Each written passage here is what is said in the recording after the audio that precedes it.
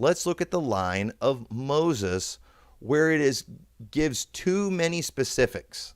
It gives too many specifics. Nobody got skipped. I can promise you nobody got skipped in the line of Moses. And here's in the line of Moses, we can read about it in 1 Chronicles 6:1. It says, the sons of Levi, Gershon, Kohath, and Merari, and of the sons of Kohath, Amram, Izhar, and Hebron, and Uzziel, and of the children of Amram, Aaron, and Moses, and Miriam, the sons also of Aaron, Nadab, Abihu, Eleazar, and Ithamar. So notice Levi had Kohath, Kohath had Amram, Amram had Moses. Now, Moses was 80 when they left Egypt, which means Moses would have been born 350 years after the captivity. That means Levi would have had to been super old when he had Kohath. Kohath would have had to been over 100 years old when he had Amram. And Amram would have had to been over 100 years old when he had Moses. Guess what? It didn't happen. It didn't happen. So will Chronicles skip generations too?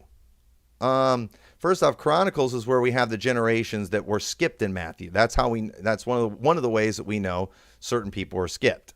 No, they didn't skip anybody in Chronicles. But at the same time, in case that's not clear enough for you, notice this. In Numbers 26:59, it said, and look at this next chart. I hope you're watching the screen. It says, and the name of Amram's wife was Jochebed, the daughter of Levi, whom her mother bare to Levi in Egypt, and she bare unto Amram, Aaron, and Moses, and Miriam their sister.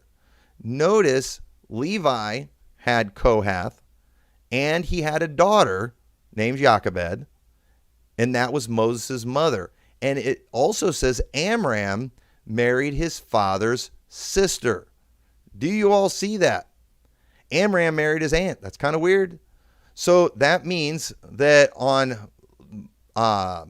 Amram's side, on Moses' father's side, Levi was his great-grandfather, but on his mother's side, Levi was his grandpa. We have Levi, Jochebed, and Moses.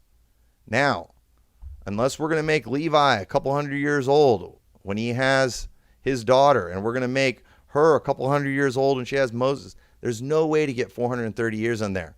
That's too specific. You just have to throw that out, ladies and gentlemen. It was not 430 years. Okay, Jochebed was born in Egypt to Levi, and she is the one that begat Moses. You can do that in 215 years. You can't do it in 430 years.